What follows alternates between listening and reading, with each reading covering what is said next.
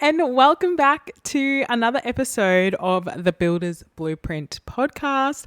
I am so glad that you are here. Anyone who clicks play is welcome to be a part of our Builder's Blueprint community, where we talk about all things building, rebuilding a life that you love. Make sure you head on over to IG and follow us, and make sure you are subscribed so you get notified when episodes come out. For those of you who have been with me from the beginning, like the very first episode, which I know hasn't been that many episodes, I was re-listening to some of them before, and I am by no means perfect and I make a lot of mistakes still. But I think I'm slightly better at talking to the camera, and I'm also not saying so many ums and ahs and weird pauses. So shout out to you guys. Thank you for sticking with me. Thank you for coming on the journey and supporting me. Really, really appreciate it. You guys basically make this possible. So thank you so much. As always, we start the episode with a highlight of my week, and I always ask you guys, please send me a message. Please let me know what the highlight of your week is, which some of you do, and it just makes my week. That is the highlight of my week, is you guys telling me the highlight of your week, because it is just so fun, and hearing what is going on in people's lives and just the things that bring them joy and the things that they find really exciting in their life. But the highlight of my week is actually a follow-up from last week. Guys, I know you're going to be like, you're late to the party, but I'm here at the party now. I am making my own coconut matcha at home. So good. I actually had a friend message me and was like, I love coconut matcha and I make it at home. And I was like, right, I need to stop paying $8 for a coconut matcha and I need to make it at home. So I went to Woolies and I got the coconut water, which coconut water was on sale. And so all of the like really good coconut water was sold out. The Cocobella one, which apparently is the best one, but there was like some other branded one, which I was like, I'm not an avid coconut drinker, so I was like, I don't know the difference. Tasted fine to me. So anyway, but I mean, I guess I will have to try the Cocobella one now. But yes, and then I got matcha, which was also on sale, and so only strawberry matcha was available. But that's okay. We still moved. We still were making our own coconut matcha at home, and you guys, it was so good. I reckon it was like the best fake away that I have ever made. It tasted exactly like one that I would buy. And it wasn't a really strong strawberry flavor. And I mean, the coconut water was fine. I don't know what you guys are complaining about. But anyway, so yeah, that was the highlight of my week. That now, if you are not making your own coconut matcha, and if you're not making your matcha at home in general, you're crazy and you must be a bank, because I don't know, like it's like half the price. And definitely really, really worth it. So yes, highlight of my week, I will from now on be making coconut matcha at home. The only thing that I don't like is that there's no straw, but I guess I could just buy a straw and a glass because the glasses I have, this is major side tangent, but like I have short glasses, and like wide, so it doesn't feel like I've got it from a cafe. That's the only thing, but that's an easy fix. Like I could just get some straws and a tall glass and that would fix my problem. So maybe that's what I'm going to do next. So keep coming back for the coconut matcha update until we get it perfect. Anyway, let's get into today's episode, where I am talking about the things that going through a heartbreak taught me. Unfortunately in my life, I have been through many forms of heartbreak: romantic, platonic, familiar, like through family. However, I went through a pretty big romantic relationship breakup about 2 years ago now. And that was a really pivotal experience and a really pivotal time in my life, and the 2 years since has been really instrumental in forming the person who I am today. And I learned a lot through this particular experience, and all the other experiences and things that I have gone through have like contributed and added to my understanding and added to my learnings. But I would say that this experience was probably the biggest catalyst for change in my life. And so a lot of the things I'm going to talk today about are from that, but then of course other things have like contributed and added into that.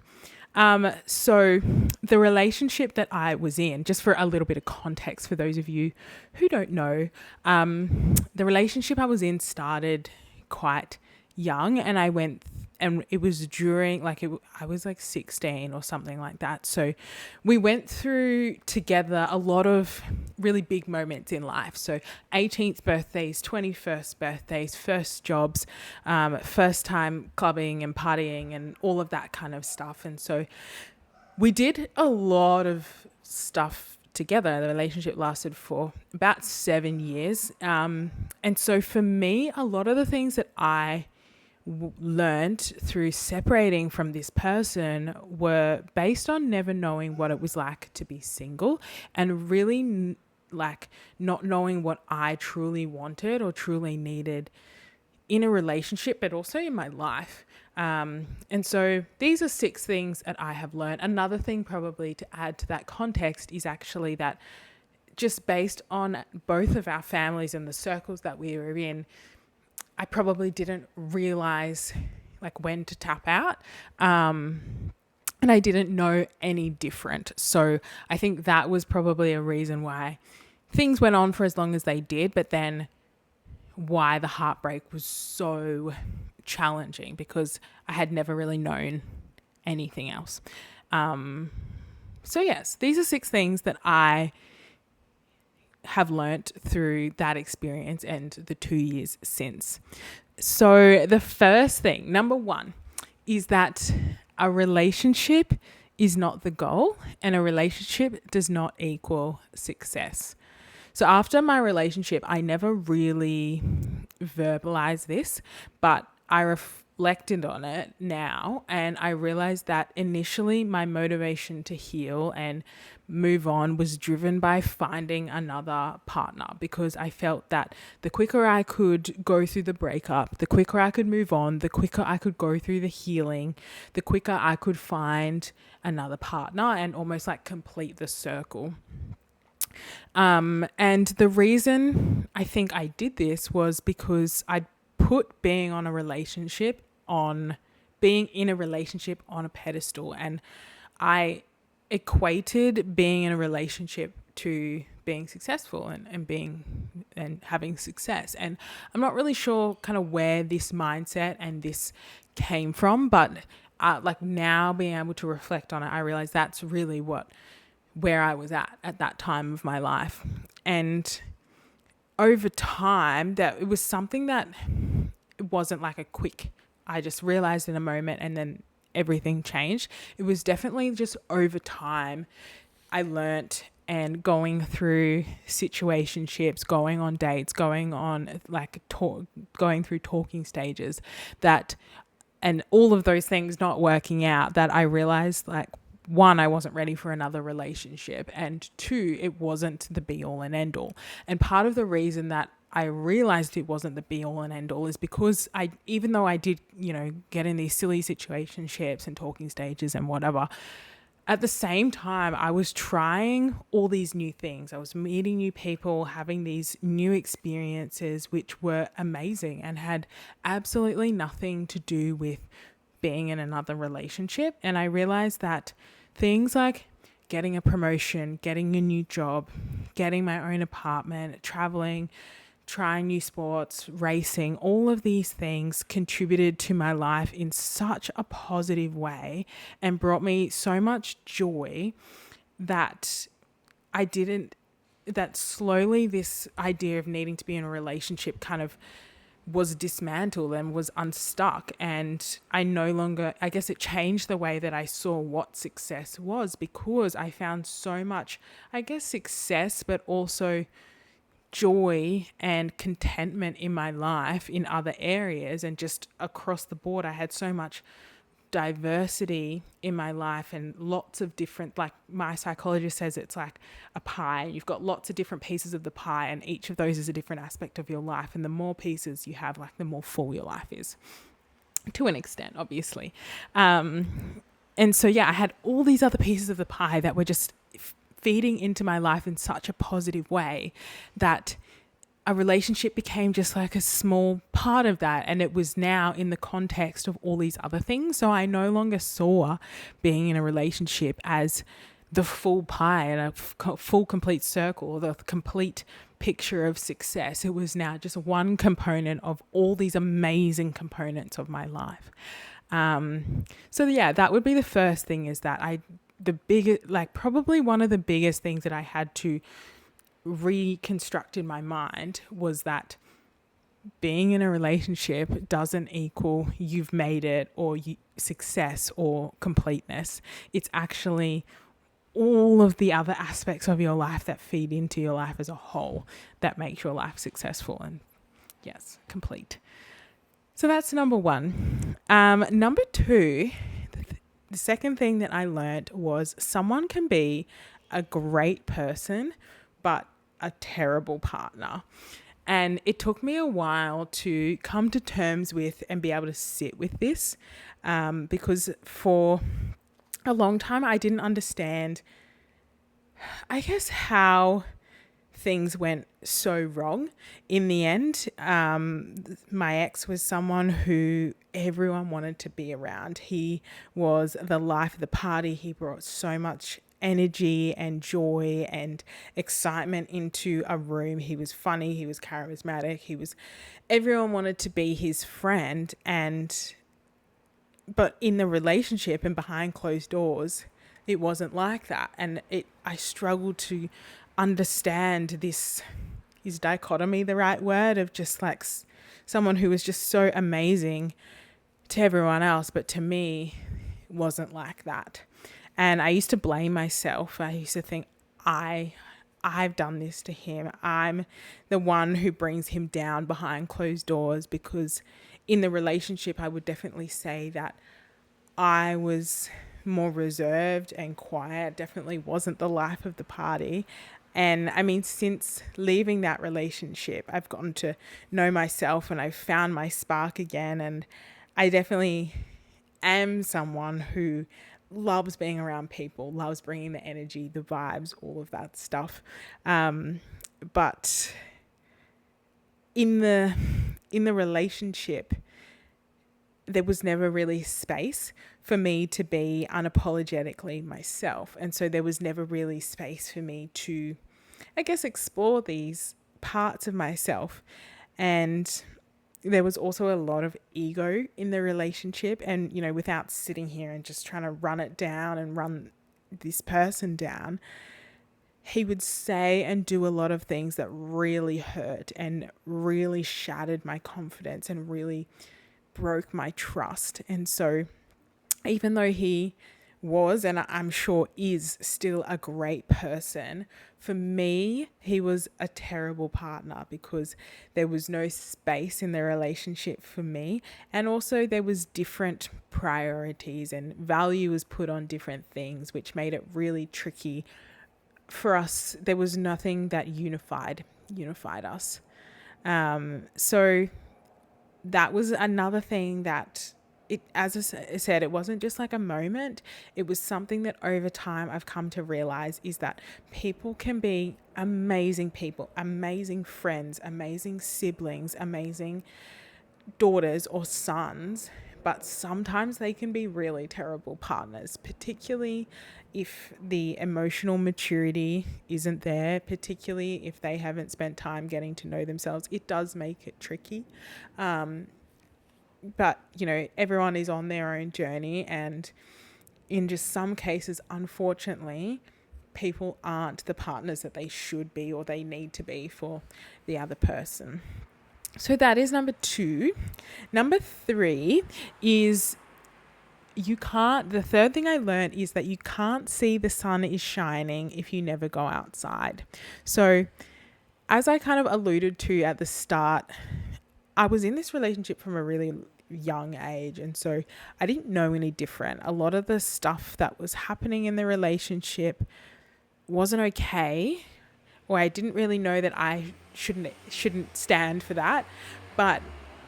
It's not a standard that I would allow for myself. But because I was I was in it for so long, and I was in it from such a young age. I almost didn't know any different. And it was almost like I had to go through the pain of the breakup and the healing to realize what my values are, to realize what I value in a relationship, and understand that I was never really going to get that in that relationship. But also realizing kind of what else is out there, and that not everyone is like that, and that there are people out there that have similar interests and find a lot of excitement in the things I find excitement in, and joy in the things that I find joy in, and similar hobbies and values to me. But I never realized that because I never saw what else was out there. And not just in a romantic sense, also a platonic sense, because we just did so much together all the time. Everything in our worlds was really similar. And so it was actually through the pain of getting out there and creating my own life that I realized, oh, there's other people that are really like me and are doing life in a similar way to the way I'm doing in life, and have similar values to similar values to the values I have, and so forth. And it was through getting outside that I realized, like, the sun is shining. Like, there's actually so many fantastic people and wonderful people, and people that are on my team, and people that I can do life with. But it was only through the pain of the breakup that I realized that. So that's number 3. Number 4 is, and I know this is a little bit cliche, but I really learnt who I am, and I learnt how to regulate myself. I learnt how to trust my own thoughts and my own instincts. I learnt how strong I am, and that I don't need another person to survive. I mean, like, I thought I was going to die when the breakup happened. I thought, like, I would never survive. And of course, anyone who's been through a breakup knows, like, that's not true. But it's really, I just didn't know who I was outside of that relationship. And so that was another massive thing that I learned, is who I am. And for me, being a Christian, I learned who I am as a Christian, and that I am set apart, and that I am loved, and that I am valued, and that I am worthy, and that I am beautiful, and all these amazing, wonderful things that I'd heard, and I'd be like, oh yeah, I believe that. But like, I really just believed it in my body and like my soul now. Through this experience, I really just truly experienced it, as opposed to just like thinking it, which was really pivotal. And it gave me such confidence in who I am and my decisions and my instincts and my nervous system and all of that stuff. And it really gave me the confidence to trust myself and back myself in the decisions I made, in the things that I was doing in my life. So, and then that is what really allowed me to create a life that I love, is because even in simple things, I was no longer kind of living or making decisions or doing things that I thought other people would, one, make me be liked by other people, but was like in the context of the relationship. I was now making decisions and doing things that I enjoy, down to things like music and sport and art, like things that what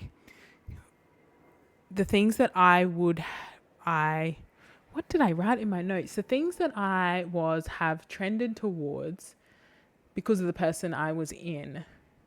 I don't know. I really mucked that one up.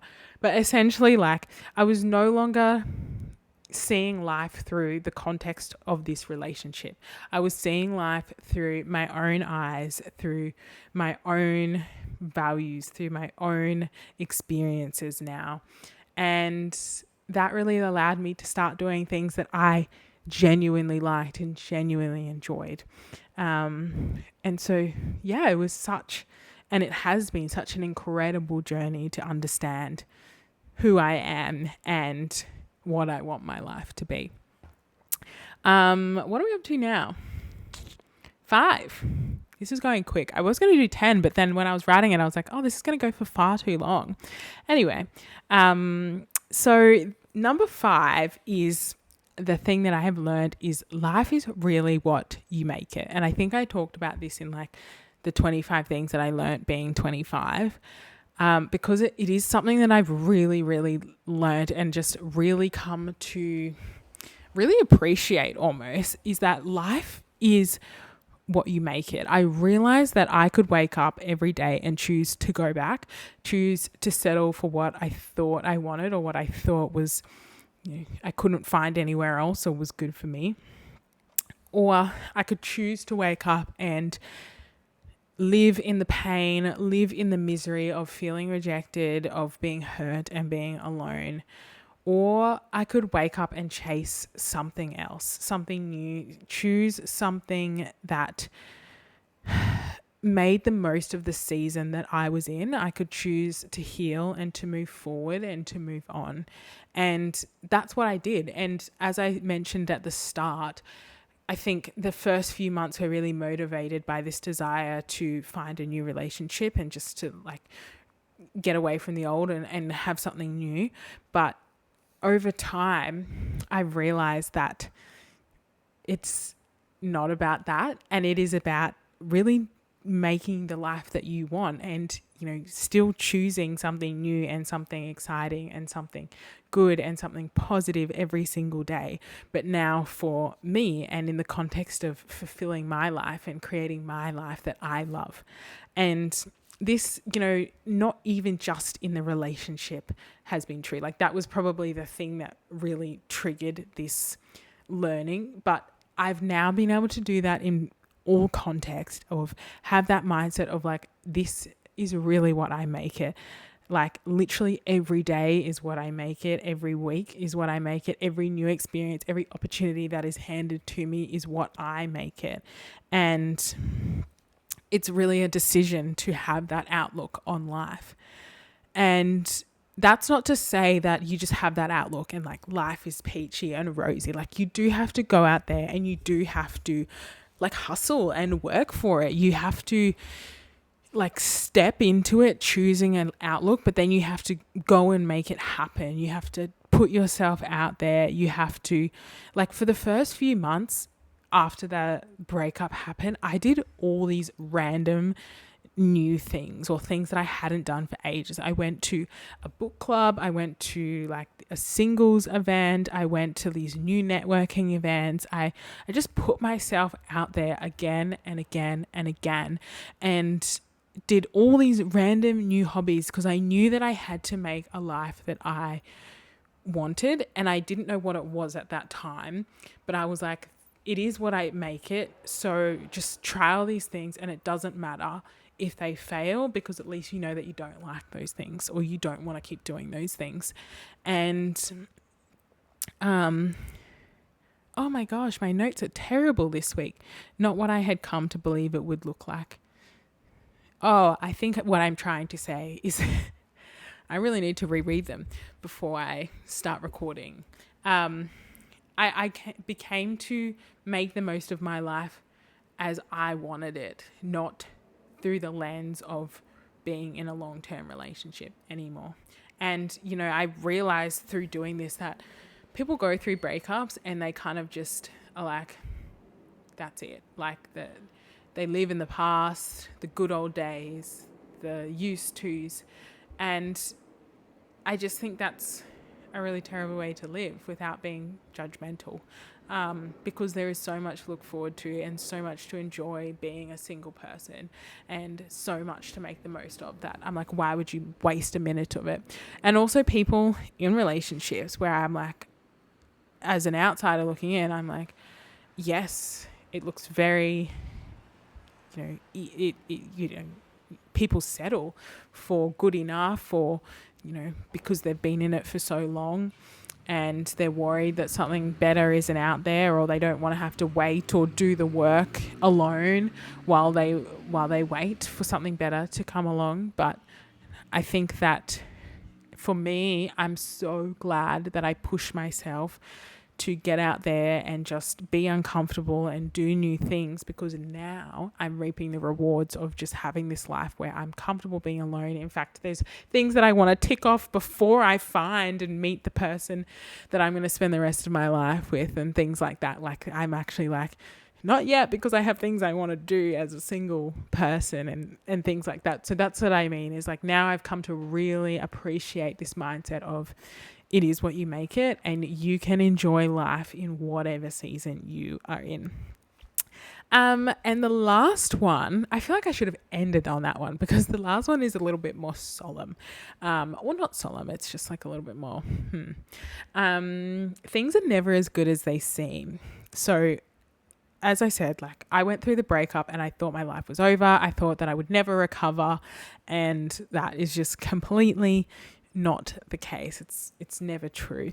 But in the first, like, I would say 4 to 6 months after the breakup, I would hear through the grapevine what my ex was doing, and it made me think, oh, my life is so terrible without him, and his is so good without me.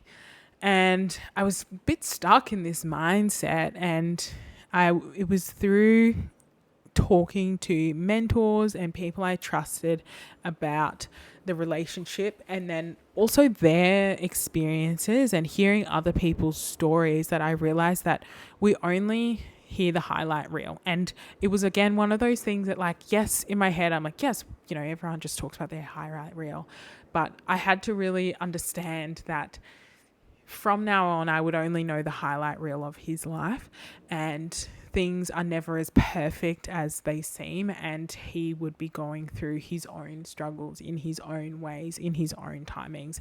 And I had to stop comparing my healing and my journey and my behind the scenes to his highlight reel. And this was something that as well I had to start. I realized that I had this mindset about life, and I had this mindset of like, other people just have it all together, other people are just sailing along, other people are just know what they want and like are doing it, and I'm just here like trying all these random things, have no idea. I feel like I keep falling on my face and like just don't even know what's going on half the time. And so I really had to like shift this mindset in just across my life of like, people will avoid telling you the bad stuff that's happening. It's just human nature. When other people ask us how we're going, we talk about the good stuff. We talk about the stuff that is quote unquote appropriate to talk about, even though that's subjective. But I really had to learn to see things with clarity and not through rose-colored glasses. That everyone has struggles. Everyone is going through something behind the scenes. And just because they're not talking about it doesn't mean they're not going through something, and doesn't mean that their life is glamorous and amazing. And yeah, that my behind the scenes is like, everyone's behind the scenes is different, but we need to stop comparing our behind the scenes with other people's highlight reel. And so all of these things really are things that I am continually working on. When I talk about healing, I'm like, there's never a point where you're like, okay, healed, I'm done. And that's it. Like, no, line in the sand. And healing, I think, is just something that you get better, at managing things over time. The thoughts become less, you get better at reframing things, you get better at thinking at things in a different way, you get better at not allowing those thoughts to control you, things like that. I think that healing is something that is always ongoing. We can always continue to learn, but the way that we do that will change over time. And so these are 6 things that I have learned and I'm continuing to learn and continuing to get better at each day, really. So if you are in a season where you are going through heartbreak or loss or something, whether it is romantic or platonic, it's a work thing, you got fired from your job, you've been cut out of a friendship group, like anything, please know that you are not alone. I know it doesn't feel like it in the moment, and the last thing you want to hear is that life gets better, but it does get better. I am a walking testament to that. You are not behind. You are not broken. Being single is not a failure. I think that message needs a little bit more amplification in the world. Like, being single is not a failure. Healing is not a weakness. Starting again isn't losing. It is all building, and it is all work that will build the foundation for whatever comes next. And in a season of breakup or heartbrokenness, it might introduce you to the strongest, clearest, most grounded version of you if you let it. And I think that is a version of you that is worth meeting. So keep working, keep building, keep smiling. Oh, that sounds a bit toxic positivity. Sorry. I just needed a third thing. But that is the episode for today. I hope that you enjoyed it. Remember, if you are enjoying the podcast, please, please, please, it would mean the world to me if you subscribe so that you get notified when a new episode drops, and you go over to IG and follow me there on the Builder's Blueprint podcast. Oh no, just the Builder's Blueprint. But that is it for the week. The episode, whatever. As I said, I'm not great at finishing these. I'm trying to get better at it. Maybe in another few episodes' time, I'll have it down pat. But anyway, this is part of the journey. Failing forward. I hope that you have a wonderful week. Remember, it is never too late to start building a life that you love. And I will talk to you next week. Love you lots. Bye.